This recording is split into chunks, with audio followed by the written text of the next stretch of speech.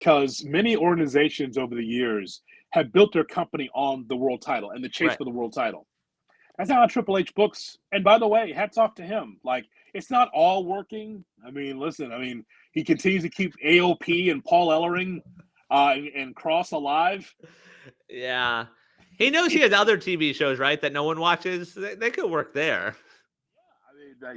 He puts them there early on Monday Night Raw because he's just telling stories. And by the way, you want to be able to tell enough stories to be able to come to a head when it comes to these PLEs, right? And so I just think it's all fascinating. But I would say that Roman shows up this month, Okay. later on this month, to be able to confront Solo. That whole thing, man, it's so impressive.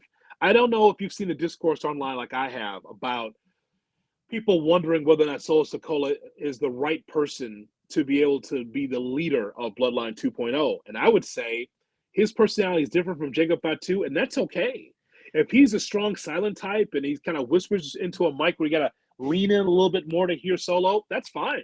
The key to them, Brian, is that they need to win matches. Like, Yes. I know they're about the violence because they're not the song and dance guys like Jay and Jimmy Uso. You know, they're not trying to entertain the crowd. Those guys are bloodthirsty, and they do that. But they need to win matches and put themselves in title contention so you could take them completely seriously, more so than disqualification matches, beating up on the wise man. It's got to be more than that for me as a fan.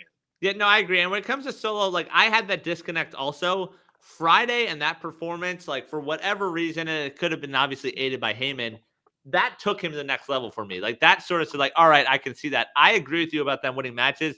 They should win Saturday.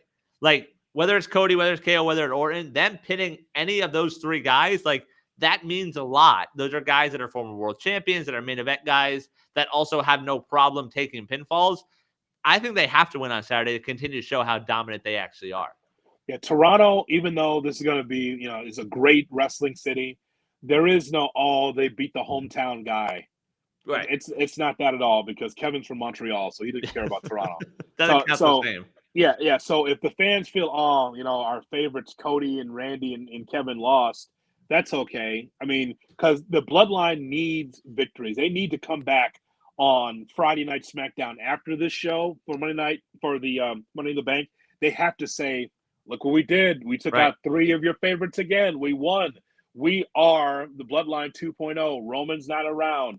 We don't have Paul Heyman around. We're the strongest faction in the company. All that kind of thing. They have to say that because a win by Cody, Randy, and Kevin doesn't do much for me in this spot.